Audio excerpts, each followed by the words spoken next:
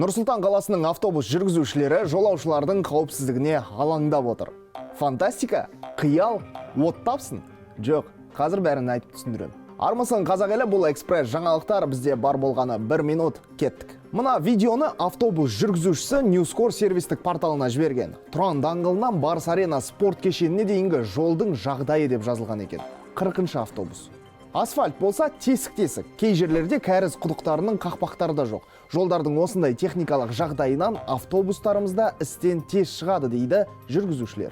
Оны қойш, автобус ішіндегі жолаушыларға обал дейді.